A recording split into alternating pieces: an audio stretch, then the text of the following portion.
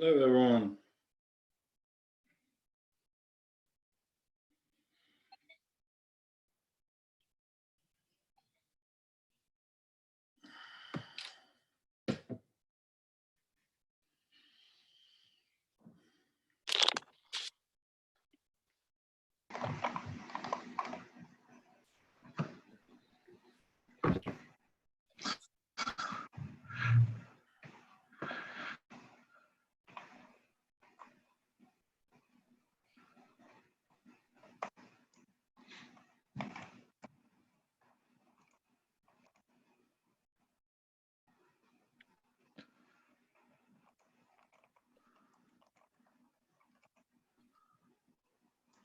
Hey guys, it's Herb.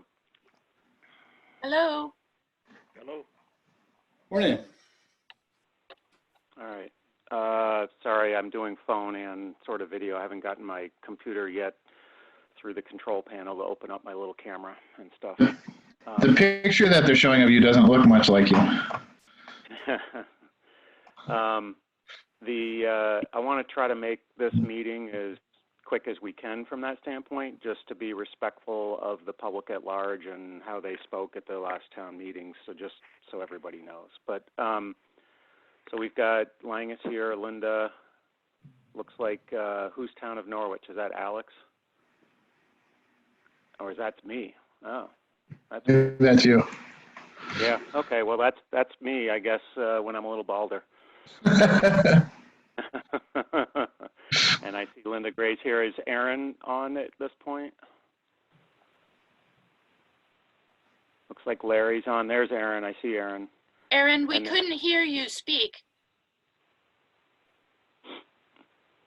I see your mouth moving, but I can't hear anything. Yeah, maybe, is that something I have to do?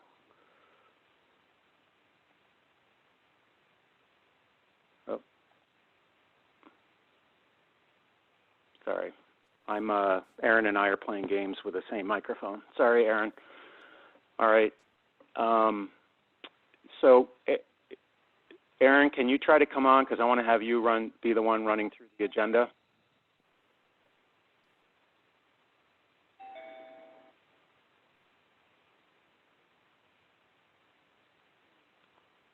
Yeah, Aaron, your microphone's not working.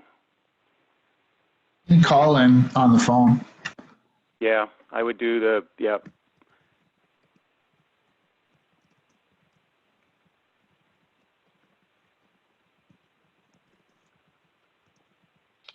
And Herb, just FYI, I Yes. see L. Wiggins, and then I see another 649-2209. Who is that? So Larry is, he's one of my other, he and Aaron are sharing my clerk of the works. Larry Wiggins, obviously, is DPW director. And then, yeah, and then it looks like Miranda's trying to hook on. And there's an eighth one, 2209. Yeah, if you're, who's, oh, that's, who's that?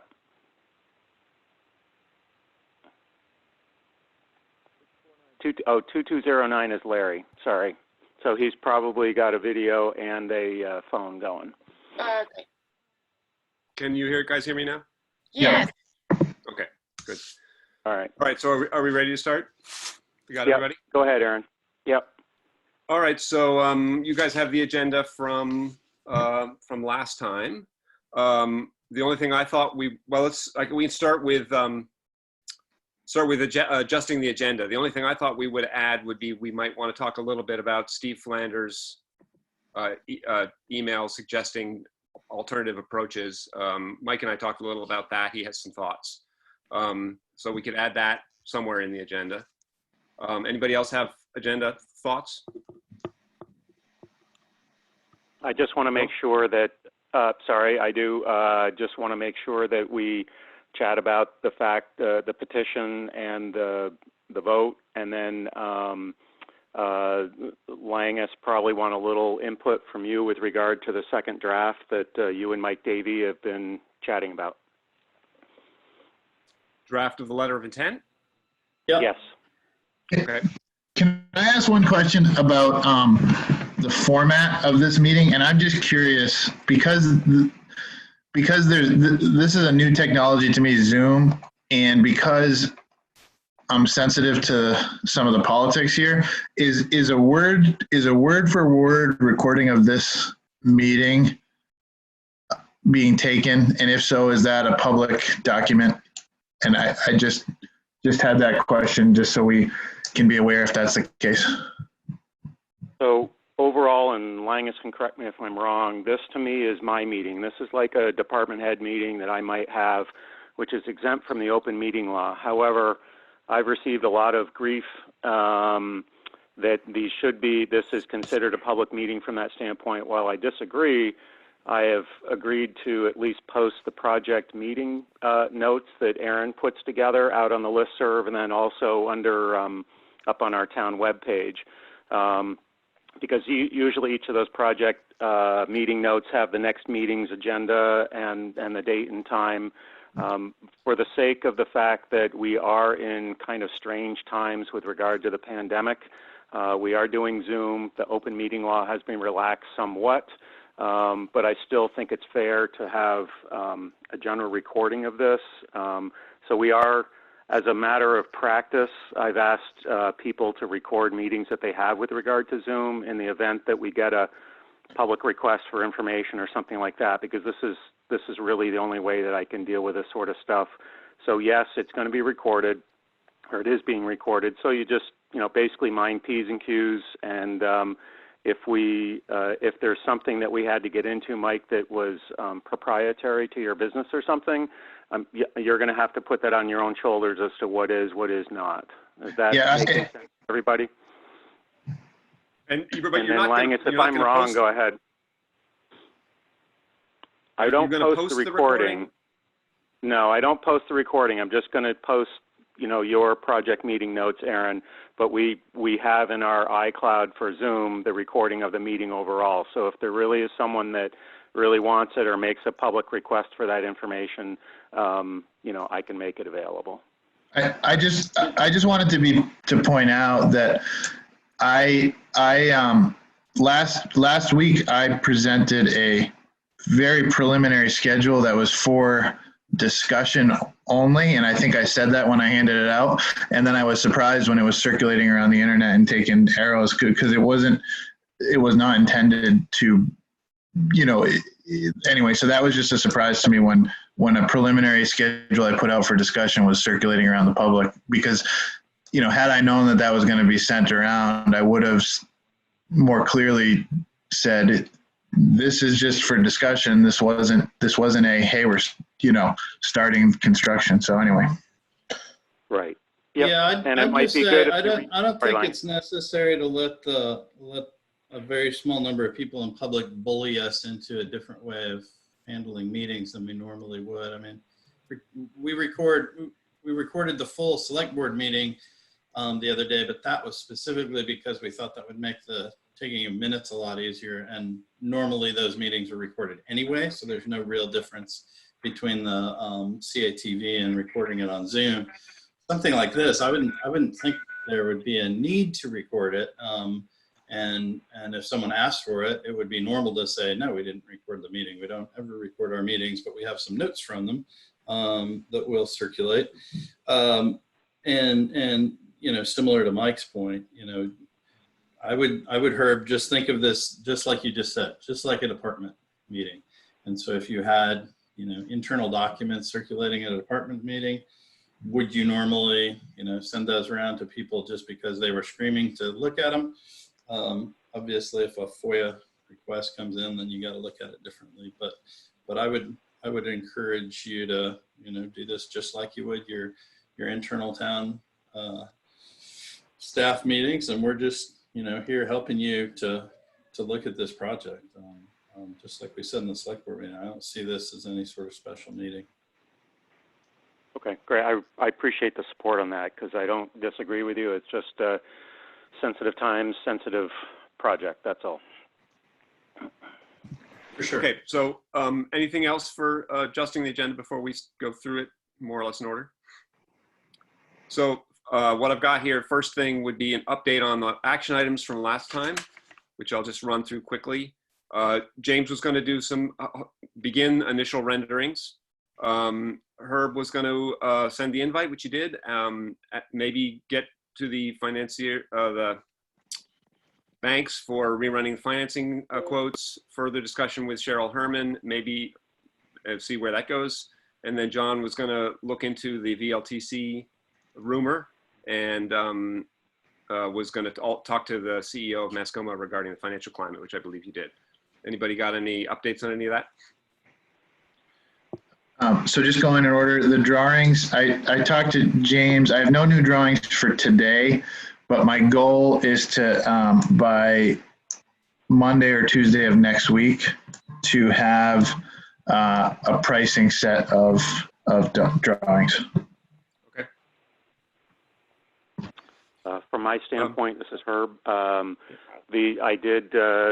and I have been trading emails at this point. She's willing to meet. We just haven't found a common date at this point. One, because I was out of the country, and two, I'm in sort of self-quarantine. So I'm thinking that that will happen at some point, either later this week on the phone or next week when I'm a little more able to be 6 feet away from somebody.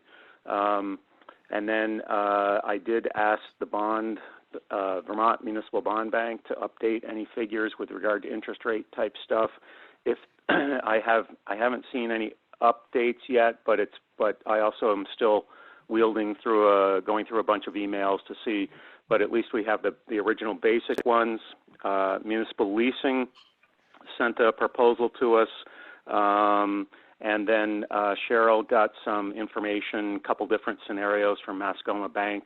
I think from what I recall from looking at everything together, the Mascoma Bank proposals are probably the least expensive, but all three of them are kind of in the same ballpark for the 20-year picture. But those were the previous ones, right? Prior to the interest rate changes?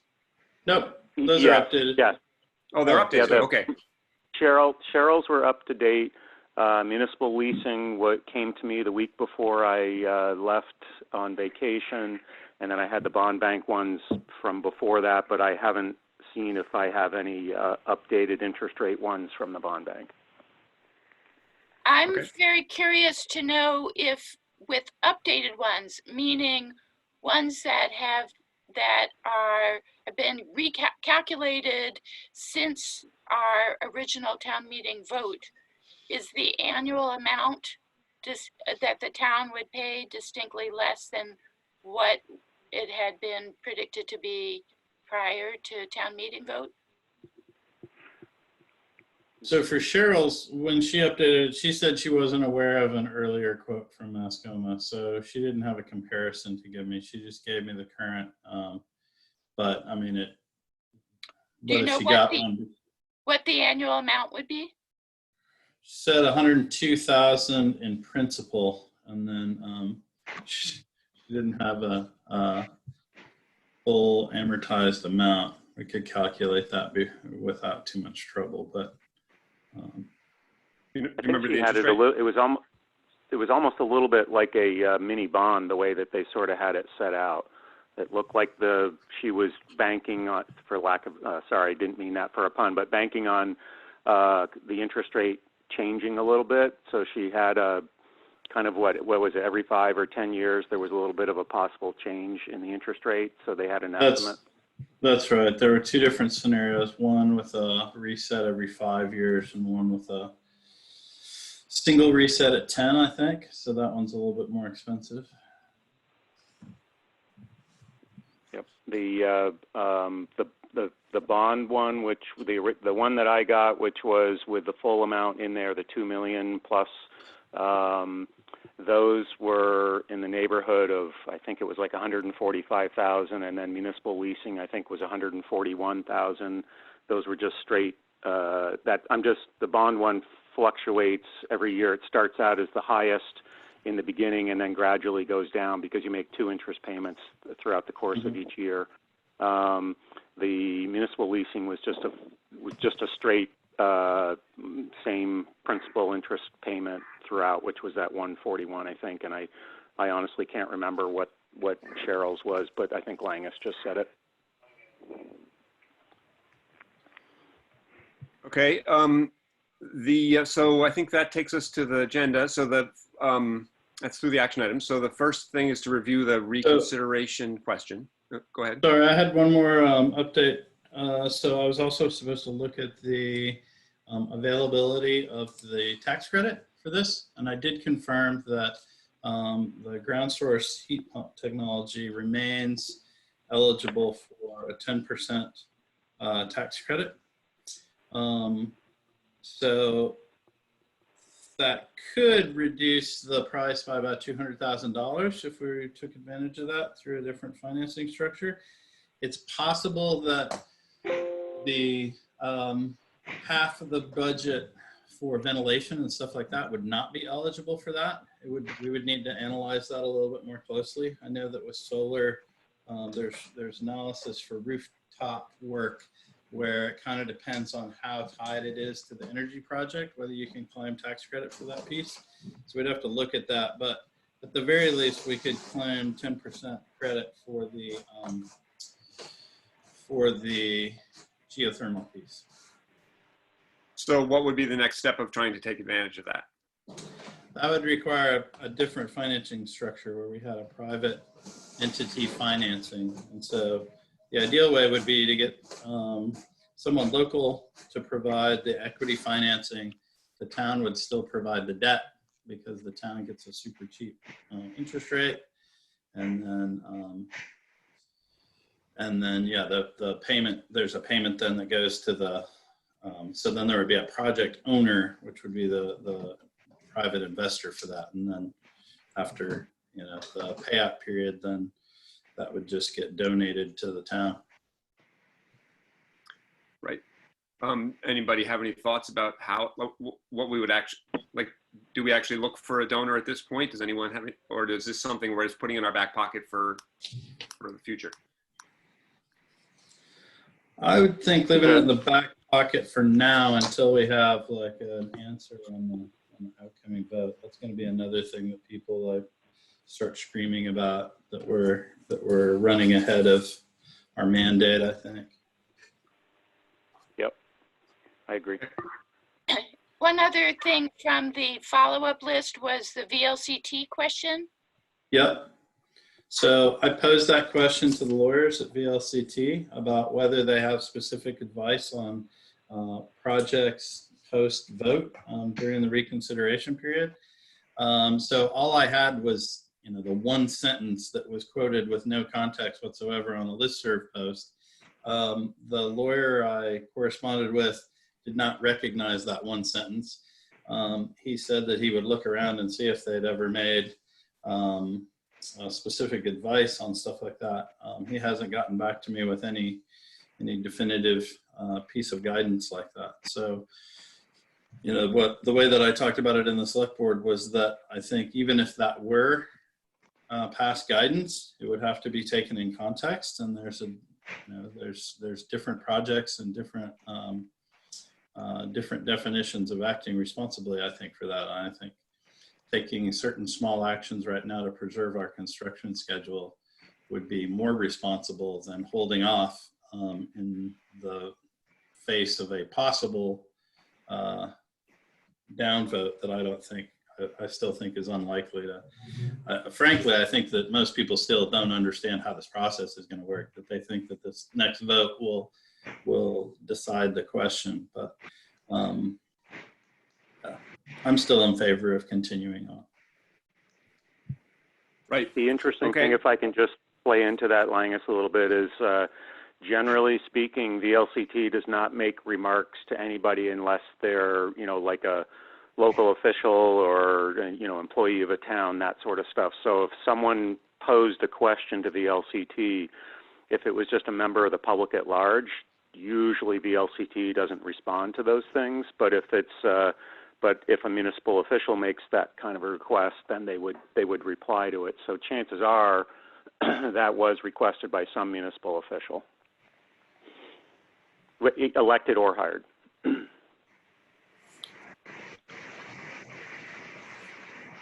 Okay.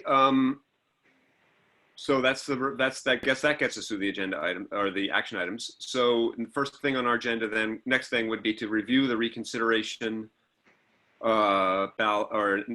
petition, and I guess see how we think it's affecting our next. Well, did we have anything like a schedule? I don't remember what the select board decided last time. You want me to answer that, Linus? If you know, I mean, I think it was a little bit loosey-goosey, but certainly no one told us to stop doing what we're doing. I think Right. that would be my version of that. Okay. Yeah, I specifically asked about the letter of intent, and I think I got eventually five yeses of consensus that it was okay to move forward with a letter of intent at the, I think it was at the 15,000 range. And then with regard to the vote itself, the board decided at its last meeting to go with Tuesday, May 12th as the vote, with the public info meeting being May 11th. There is a push currently going on by Bonnie Monday, the town clerk, to move that to Tuesday the 19th, and with the public info being on Monday, May 18th. The reason being is that there are some potential things going on with regard to elections and open meeting law and that sort of stuff that she's really nervous about. And so there is at least 3 members of the board that are willing to reconsider that at their April 11th meeting. And that April 11th meeting, which is a regular meeting of the board, would not jeopardize either keeping it on the 12th or moving it to the 19th. So just, again, a little more loosey-goosey there that in terms of a specific vote, but right now it's targeted for May 12th. With a host, I mean, Bonnie already understands, and I've already agreed to help her on that, is that there'll have to be a major push with regard to the early balloting type of thing, and she may even be able to state or have to deal with it as a early voting absentee ballot only. She may not be permitted possibly to have a actual polling location, but that's up in the, so nothing's changed at this point. So right now what she has to do is have a polling location, have early voting ballots available. She's just going to have to do really good work to keep people separated and minimize the number of people that are in there, but having the minimal number of people in order to make an official vote and a count, that sort of thing. But it's a little weird, still some stuff coming with regard to that.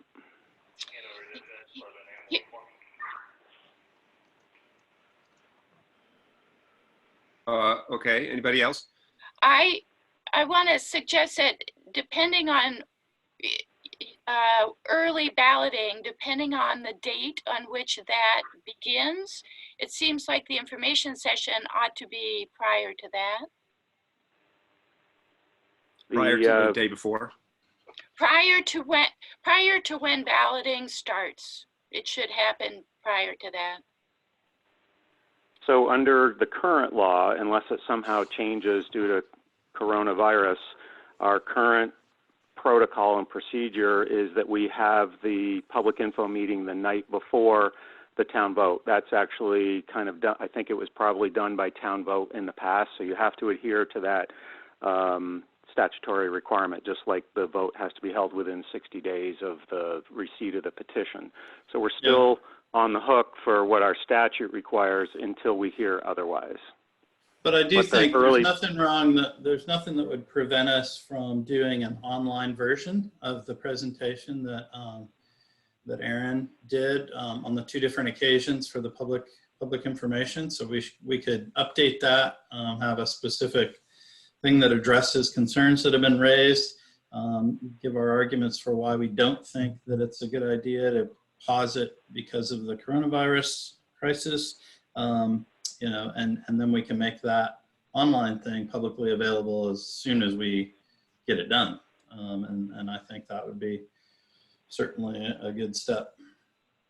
Yep, I totally agree. Where there's info to bring up front, if we have to do that kind of voting style, absolutely do that. But you might still statutorily, for some reason, have to have just procedurally have that meeting on For the sure. night of whatever it is. Yeah, but I totally agree. If we have to do this in a different way, yeah, we want to jump ahead of the 8 ball and get info out to the folks.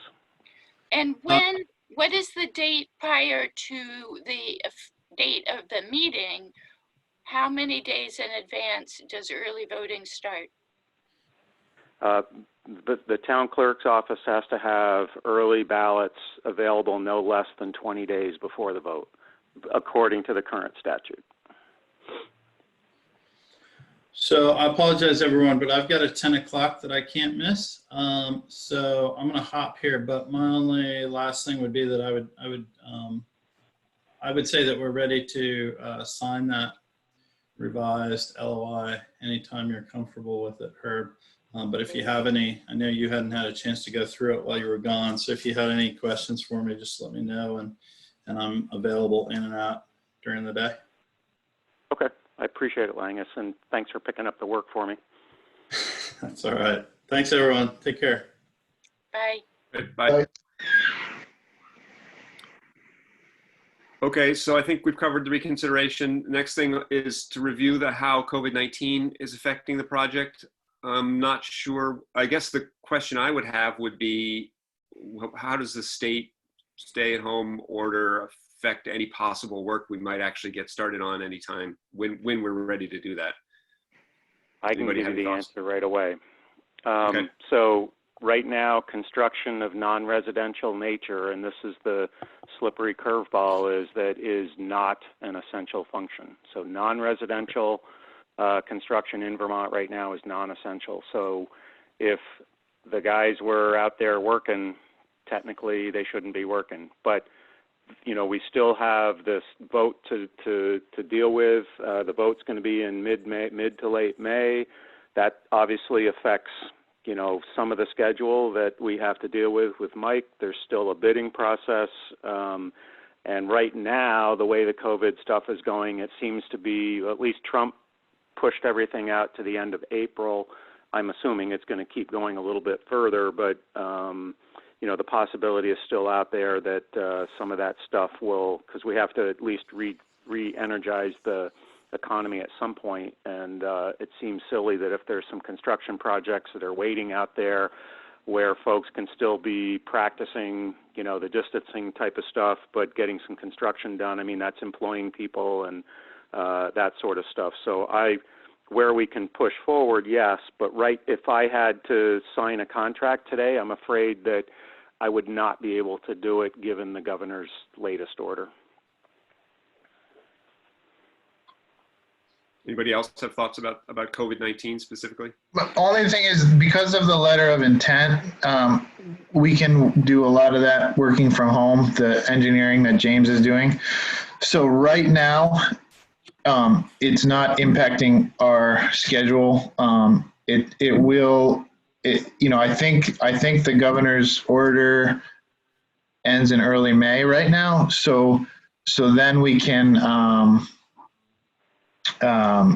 which I think is similar to the timing of the revote. So those two things right now are tracking hand in hand, that we couldn't start major construction anyway until the revote. So right now it's not causing a huge setback. Okay, great.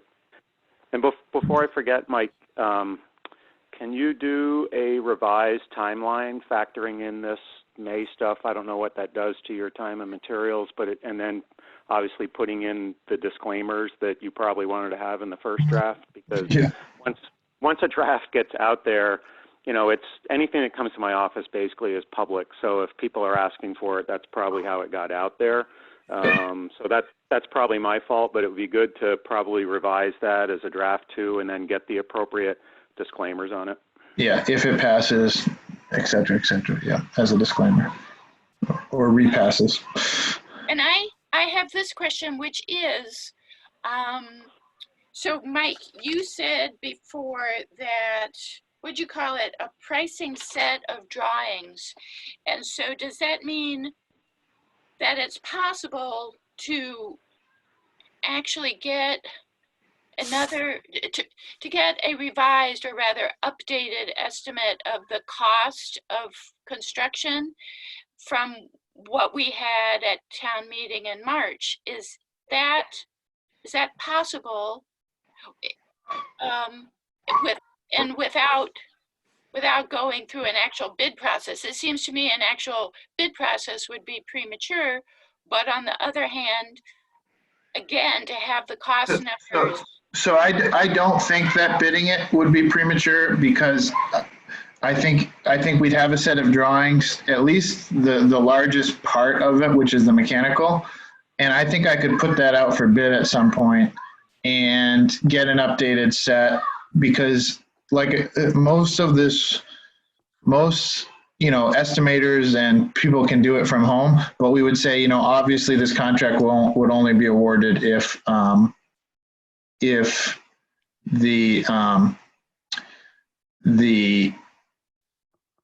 revote passes. The revote passes, and because what I can't do is just send it out for like budgeting and then take that number and say, oh, it's less, and then that contractor that gives me that budget would be at a disadvantage. So it would be better to just bid it with the new timeline and say subject to the revote. And so, Herb, I think this is pretty much a decision that you have to make, which is to do that. Is that a legitimate and useful update to the project so that people can vote on it with all information in hand, updated, accurate information?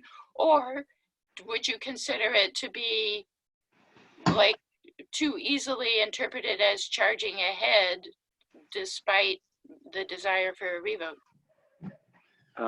From my perspective, I think what we're dealing with in mid-May is more of a politically charged question rather than the facts of what we're dealing with.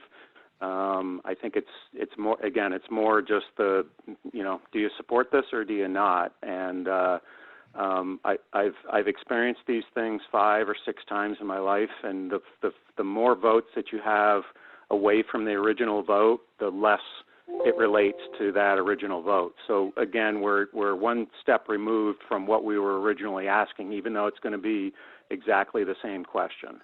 And being Norwich, it's going to get politically charged the closer we get to May, the middle of May. So that's why I do agree with Langus that, where we can, where it's, this is where the Energy Committee and Mike Davey could work together to kind of get some stuff that's out there. And hopefully the select board can get behind a little bit, not to say you need to vote yes, but at least so that folks understand what the information's all about. I'm not so concerned about, getting revised engineering cost estimates prior to RFP that would make it, say, 2.2 million versus 2.05 million, or 1.9 million versus 2 million. I think that's sort of in the ballpark that we're talking about 2 million. If some estimates came out that really showed that it's going to drop down a little bit so that we could do the gas pricing of 1.99 million rather than 2.055, then, that to me bodes well. But I think in general, just to give you a quick update, the climate has changed with contractors right now, and I'm getting a lot of interest in this project. And so prior to the COVID-19, I was concerned about how many bidders we would get. Now I think it's the other way around. I think we'll get multiple bidders, and I think the price will come down from the 205. It'd be premature for me to guess at how much, but right. I do think there's savings out there as a result of the governor shutting down all commercial projects. People are at home dying to bid on stuff, Yeah, well, that's what I figure ultimately, and that's why I think these are the kind of projects that ultimately will help to recharge local business and contractors as well as the economy as a whole. I think there's some hungry people that are out there, but I think for the integrity of what the letter of intent deals with, I think, we really have to, because there are still some select board members, even though they supported going forward the letter of intent, I think there's still probably one or two board members that are gun shy about that in terms of moving forward with stuff. And so I think we need to just preserve the integrity of whatever that interpretation boundary is of moving forward versus just still collecting some information. That's why I'm sort of using that term, engineer's estimate. I think, Mike, you know what I'm talking about, is if you go out to bid, you kind of got that engineer's estimate of what it is, and then the bidding, puts you above or below that. That's right. And that's where I would say, to me, it's nervous. I would be nervous to say that we went out to bid on some of that stuff. Now, remember some of the feedback I gave on the parts and the pieces are that there's some stuff that goes out for formal bidding, and then there's some stuff that I think we can just solicit bids on. I think those things, if there's stuff that you can do that says, hey, I need to, based on what Herb told me, I need to get 2 or 3 bids on this aspect of the thing, and there's no problem doing that. But if there is any, in my interpretation, if there's anything that is interpreted as for those larger pieces where you would be doing work to go out to bid on the larger pieces, that's where the public, I think, would have a conniption. Okay. Or, the antis. Okay.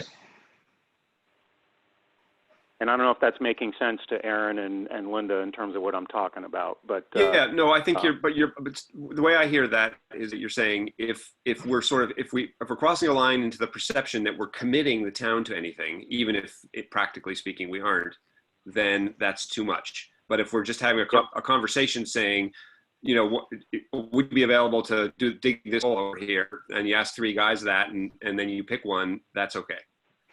Yep. Should it come to that? Yeah. So a formal bid, even though it has disclaimers in it, might be crossing a line into sounding like we're charging ahead, whereas an informal bid doesn't. Is that kind of cover it?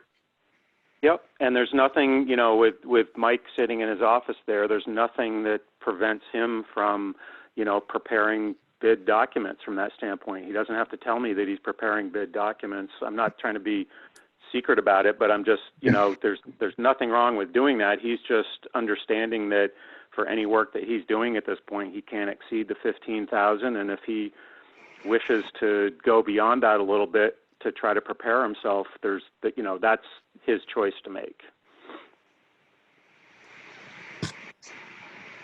Okay, I think we're clear on that. Anybody else got any more comments on how COVID-19 is affecting us? That moves us on to on the agenda, moves us on to reviewing contracts. I think we've talked already a bit about letter of intent. Any more talk about letter of intent other than that we're ready to sign it, the second version? Just to say, Mike, I'm going to see if there's anything with that I need to talk to Linus about. If not, I'll do like I did before, sign it and email it over to you. Sounds good. And then the next question would be, it sounds like we're not ready to be working very seriously on a full contract for the project. How do people, where are we at with that? I would say Mike I know the type of contract that he's going to throw our way because it was in the, the 4-inch binder of proposal. Right. And I would say that for now, that's the style contract that we would be looking at. But man, if there was, that would unleash the Kraken if I think we started talking about that thing. Okay. And I'm so we'll assuming that one. Yeah, I think we hold off on that. And I think if we have to get into that, Langus with his experience can, rapidly jump in and work with Mike and me if, when we need to do something, if we have to do something any more expeditiously in the future. But I think unless Mike tells me otherwise, I think whatever it was, the Addison County one sample or something that was in there is going to be similar to what he's going to be throwing at us for the future. That's right. Okay, so that sounds like we're comfortable with just basically holding off on the contract for now. Any other things to say about financing? Other than the estimates, is there any work we want, is there any work we want to be doing on financing questions? Well, Langus sounded like we're going to hold off on at least private side.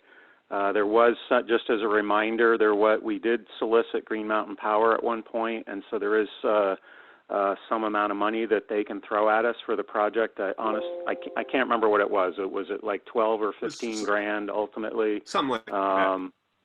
Yep. And then I don't know if there's anything else that's out there, grant funding or anything, but my only suggestion would be, Linda, if you're board, maybe there's something that we could see that might be out there for grant funding or other opportunity besides, Langus looking at some of the private financing side of it. Okay. I mean, I'm not aware of any.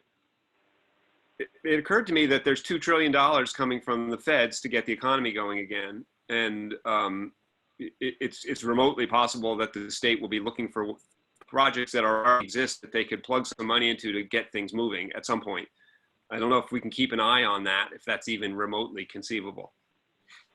Yep, I'm trying to look at all aspects of that because I think the $2 trillion, and I think it's going to grow in the future, I think is going to be just like when we had post 9/11 and all the Homeland Security money was where you had to go get your money. I think this is this is where you go get your money. And ventilation for a public building might be very saleable to this crisis. Good point. Anything else for financing?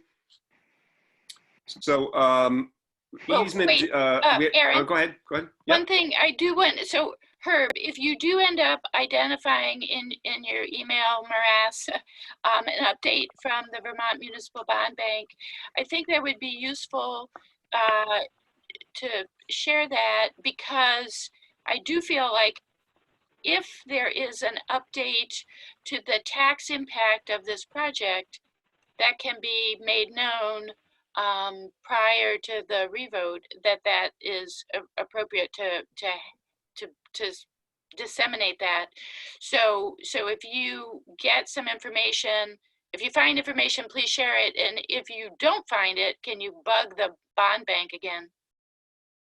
Yes, if you were just talking about bond bank stuff, I got to go through my email and see if there's updated information. If not, I'll be getting back to them and seeing what they may have said. Sorry, you were all garbled during your discussion. So. Oh, sorry, but you got the point. Thank you. Okay. Yeah, I mean, I ran quick numbers just guessing that the interest rate might drop as much as 1%, and it would dramatically reduce the interest over 20 years, as you would expect. Of course, it probably won't drop as much as 1%, but still, a revised number would be a useful thing in the discussion. Absolutely. All right, that takes us to the ground source field question. Without an underground survey, I'm guessing, Mike, we can't really move forward on that? So my only comment is we provided a layout, keeping the building, keeping all the wells on current Tracy Hall property, which is feasible. I would say it's not as clean, meaning we'd have to move some landscaping and zigzag around some existing utilities. It's not as clean of a layout, but it's feasible. The better, from a just constructability standpoint, would be to negotiate with the abutting property owner for some type of utility right away, which they seemed amenable to. But if that somehow breaks down, we can do it all. It appears that we can do it all on Tracy Hall property. And with that being said, I do think there was a letter that came out that referenced an original study to using the municipal water system, because that comes from a well, to provide geothermal heating and cooling. There, did you guys see that? Or yeah, that's the Steve Flanders letter. Yep. And there's some technical problems with that. So firstly, just so that we're all have our talking points together, geothermal systems are supply and return. So the well system we've designed, water comes out of those wells in a closed loop and then gets rejected back to the earth. The municipal water supply is a one-way pipe, to the best of my knowledge. So that would mean dumping water into the ground, all 24/7, 365, which I think might be problematic for your environmental committee. And also, or, some heat exchanger where we reject the heat back into the water loop, but that would mean significantly raising the temperature of the next person down the line getting water or cooling it. So to my knowledge, I don't know how feasible that is, to try and use the municipal water system for this. And my understanding was that the reason Steve is bringing it up is that he is hopeful that it would somehow decrease the cost of the project significantly. Is that true or not? Well, sounds like not. so it's not, I don't think we can do it, but the other thing is maybe, let's just say hypothetically, we could find a way to do it. We'd also be then using domestic water, which you're probably paying, a couple cents a gallon, and we'd be dumping 2 gallons a minute into the ground. So there'd be operational costs, even if it was feasible. Yeah. I just want to interject there. Does that mean is he using?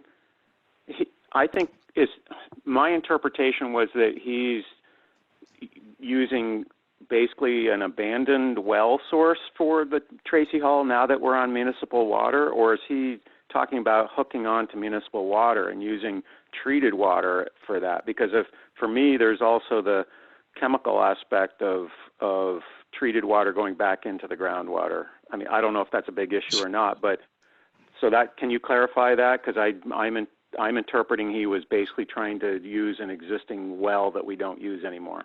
Well, if that's the case, so if there's that's not what the report read. So the report talked about an option of using the municipal water and creating a distributed utility. And that was now, if there's an existing well at Tracy Hall that we can tap into, I'm unaware of it. What I read about is extra capacity at the fire pumping station down 3 miles away, and to use that well would mean 3 miles of utility pipe. So that if there's a well at Tracy Hall, I'm just unaware of it. Okay, yeah, me too. That's why I was just trying to clarify a little bit. Okay. Yeah, I think my understanding was that he was talking about municipal water. He was talking about, as Mike said, throwing it away. So what did you say, 2 gallons a minute? I don't know what the water district charges in Norwich, but it's not free. That water is pumped up from the river at to a high pressure. That's definitely not free. So it doesn't. There's not any obvious savings over time. There might be possibly the savings of not having to drill 14 wells under the parking lot. That'd be where the savings are. But there's certainly going to cost more over time. And I'm not sure, Mike. It seems to me this would be over the year. This would be a less efficient system because there would be no storage of heat, even if we were to do it. There would be no storage in the summer for the winter and so on. That's right. And so at least the way I read it, and I'd be happy to talk to somebody about this in more detail. One of the things, we are very open to at EEI to value engineering ideas, and in fact, we could even throw out a couple ideas of our own that might save money. But every time,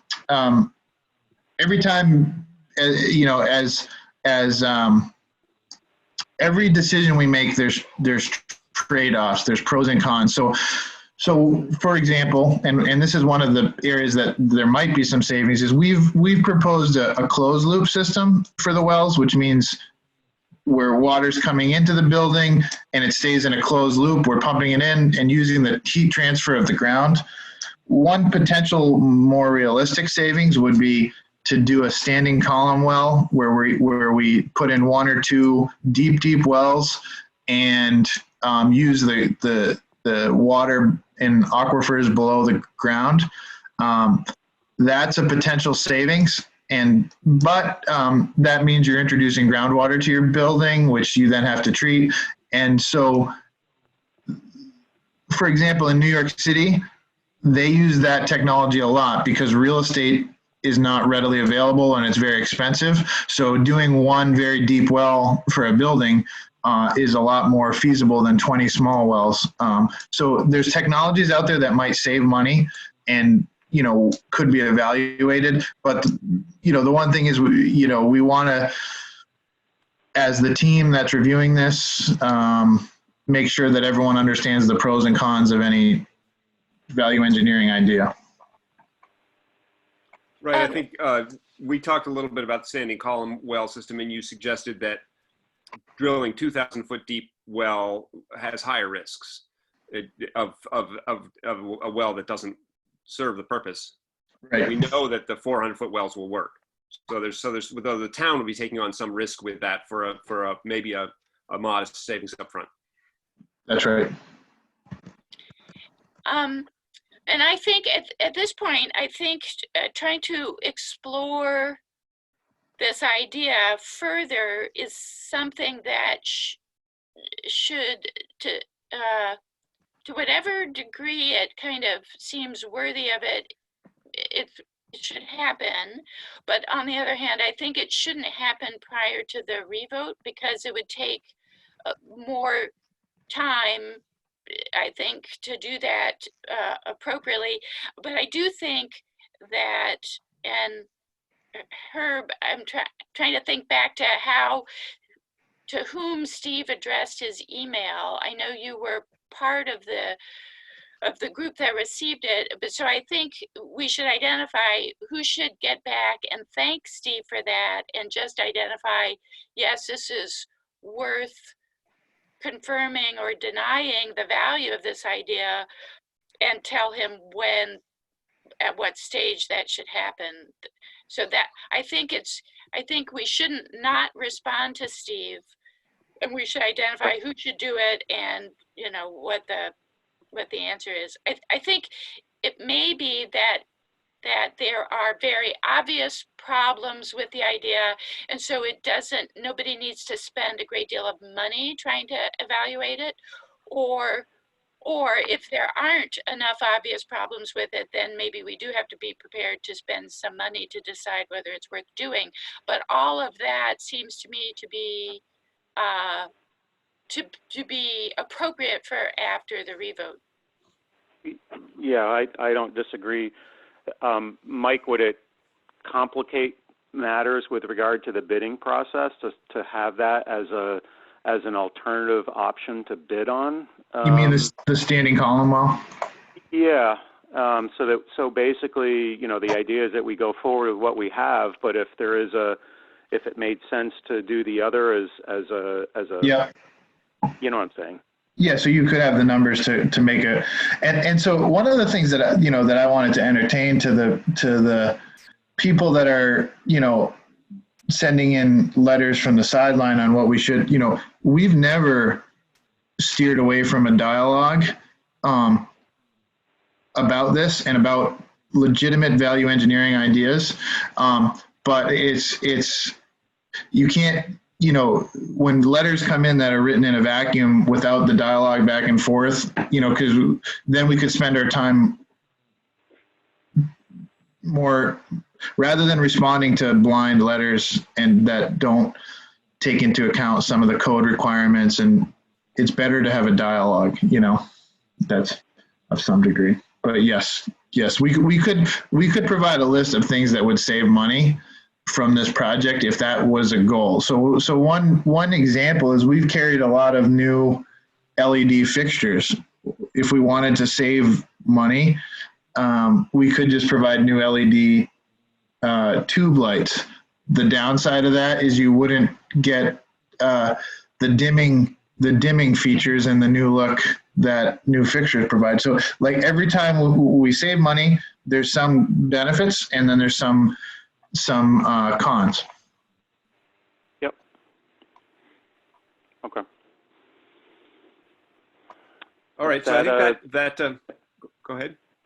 No, I was just turning it back over to you, Aaron. Okay, so that kind of covers the Flanders letter a little bit. That brings us to construction schedule. I think we talked about that a little bit. Mike's going to put together one that's properly disclaimed that has some updates. Anything else about schedule?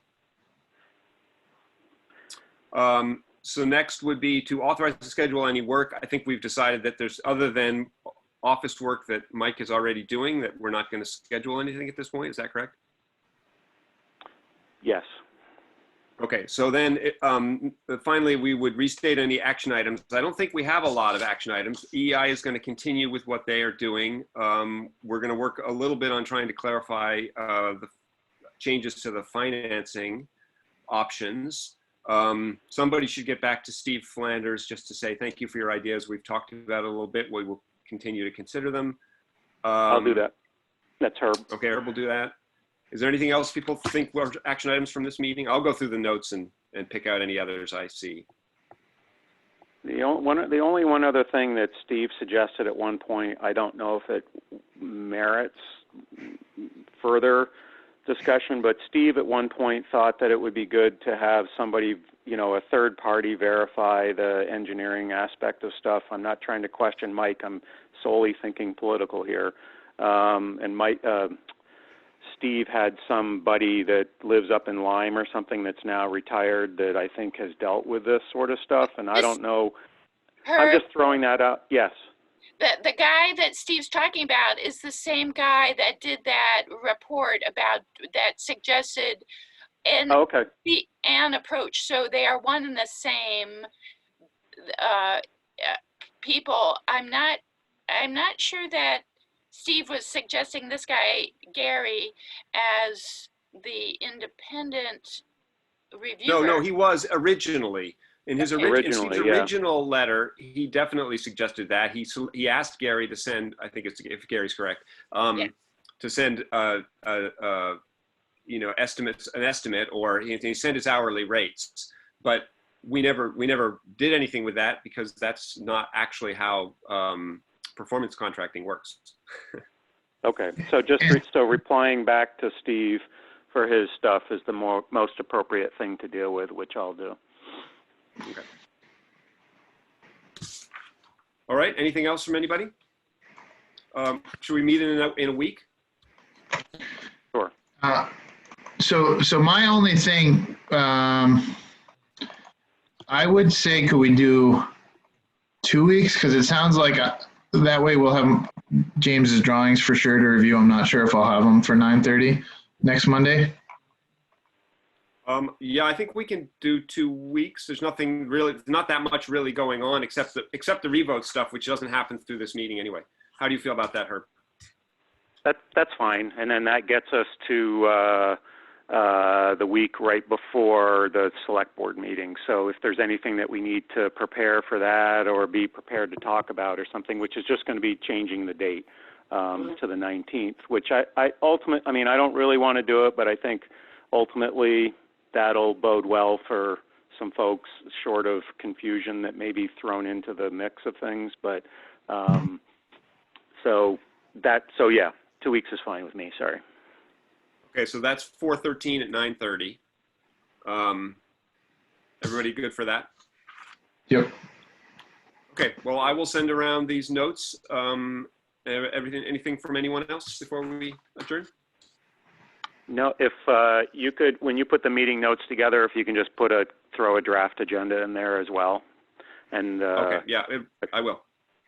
Okay, thanks. Okay. Thanks, Anything for, I guess we should ask, anything for the draft agenda separate from what's been typically on our agendas?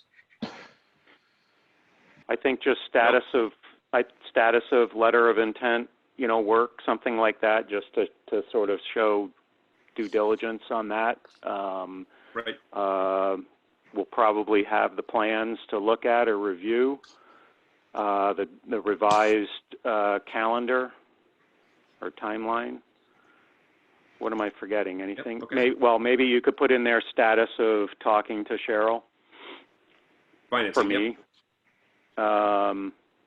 I think the other financing we're going to hold off on until after the vote. Linda, if there's any results that you might have for possible other funding sources. Okay. And other than that, I think that, maybe it's just another update, COVID impact or something like that. Okay. Yeah, so because, of course, everything will be quite different in 2 more weeks. Exactly.